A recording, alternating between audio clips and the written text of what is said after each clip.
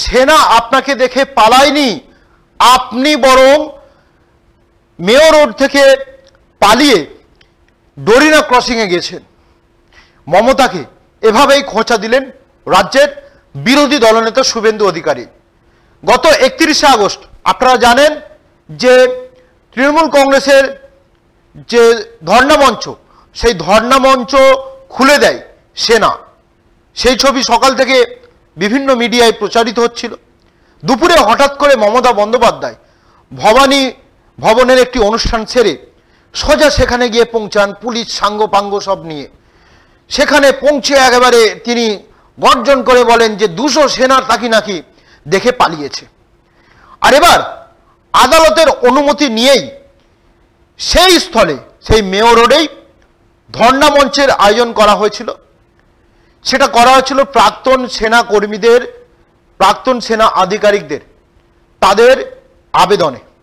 হাইকোর্টের নির্দেশে বলা হয়েছিল স্পষ্টভাবে কোনো রাজনৈতিক নেতৃত্ব থাকতে পারবে না সেখানে। আর সেখানেই শুভেন্দু অধিকারী বিরোধী দলনেতা হিসেবে গিয়েছিলেন। সেই বিরোধী দলনেতা হিসেবে শুভেন্দু অধিকারী গিয়ে মমতা বন্দ্যোপাধ্যায় সেই মঞ্চ থেকে এভাবেই চাঁচা ছোলা আক্রমণ করেছেন। সেনা আপনাকে দেখে পালায়নি, আপনি সেনাকে দেখে মেয়র রোড থেকে পালিয়ে ডোরিনা ক্রসিংয়ে গিয়েছেন। ধর্মতলায় সেনাবাহিনীর ধর্ণা মঞ্চে যোগ দিয়ে মমতা বন্দ্যোপাধ্যায়ের উদ্দেশ্যে একথাই বললেন রাজ্যের বিরোধী দলনেতা শুভেন্দু অধিকারী। একই সঙ্গে ফের একবার তাকে দেশবিরোধী এবং সেনা বিরোধী বলে মন্তব্য করেন শুভেন্দু। গান্ধী মূর্তির পাদদেশে তৃণমূলের প্রতিবাদ মঞ্চ খোলা নিয়ে ভারতীয় সেনায় কার্যত সমালোচনা করেছেন মুখ্যমন্ত্রী মমতা বন্দ্যোপাধ্যায়। তার মন্তব্যের বিরোধিতায় প্রাক্তন সেনা আধিকারিকদের একাংশ বৃহস্পতিবার ধর্ণা দিচ্ছে। এজন্য পুলিশি অনুমতি না পেয়ে তারা কলকাতা হাইকোর্টের দ্বারস্থ হয়। আদালতের শর্ত সাপেক্ষ তাদের অনুমতি দেয়, কিন্তু সেই শর্তে বলা হয়েছিল কোনো রাজনৈতিক দলের নেতা তাদের ধর্ণা মঞ্চে থাকতে বা আসতে পারবেন না। তাহলে শুভেন্দু কিভাবে যোগ দিলেন? এই প্রশ্নের উত্তরে বিজেপি বিধায়ক নিজেই দিয়েছেন। তার স্পষ্ট কথা, কোনো দলের নেতা হয়ে নয়, আমি রাজ্যের বিরোধী দলনেতা হিসেবে এখানে এসেছি। সুতরাং কোর্টের নির্দেশ অমান্য করার কোনো প্রশ্নই ওঠে না, বরং আমরা নিয়ম কানুন আদালতে মেনে চলি। এই প্রসঙ্গে রাজ্যের মুখ্যমন্ত্রীকে নিশানা করে তিনি বলেন, এমন ভাব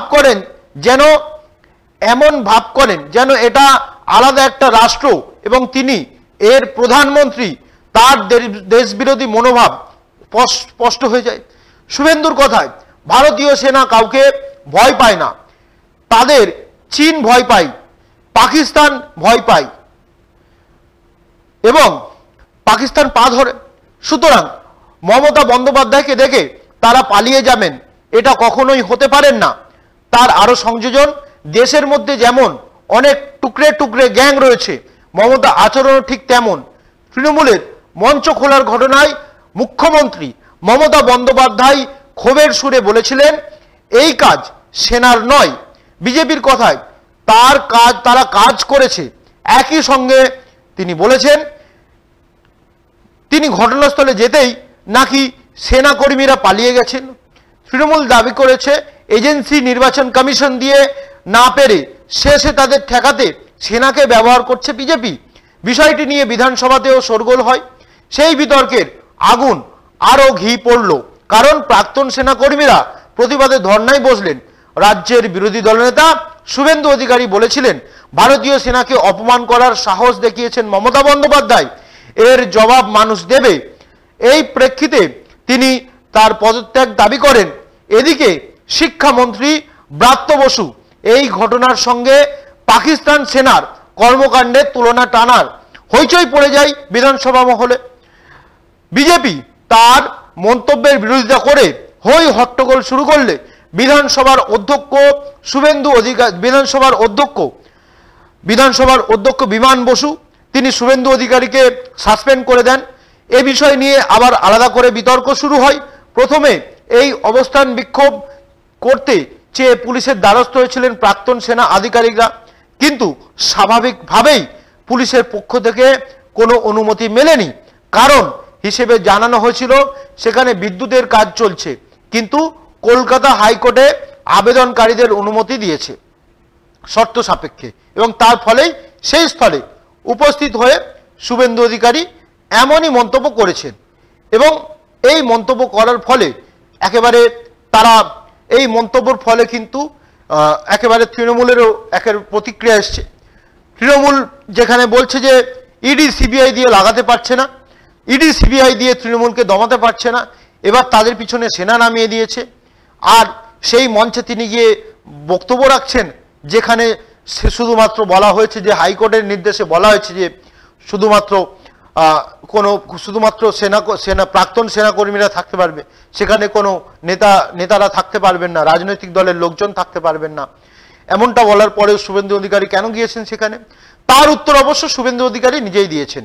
যেমন রাজ্যের কোনো মন্ত্রী হলে ক্যাবিনেটের তিনি মেম্বার, তেমন শুভেন্দু অধিকারীও বিরোধী দল নেতা, তার সুতরাং সেই মন্ত্রীর সমান অধিকার রয়েছে। রাজ্যের বিরোধী দল নেতা একটা সরকারি পদ, রাজ্য সরকারের পদ, সেই পদে থেকেই তিনি সেই প্রাক্তন সেনাকর্মীদের মঞ্চে গিয়েছেন এবং সেখানে গিয়ে তিনি মন্তব্য করেছেন। একেবারে মানে পাল্টা মন্তব্য, পাল্টা বিরোধী মন্তব্য, আবার মন্তব্য, এমনটাই আপনাদের সামনে তুলে ধরলাম। পরবর্তী খবর নিয়ে আসছি খুব দ্রুত, সঙ্গে থাকুন, দেখতে থাকুন নিউজ ওয়াচ।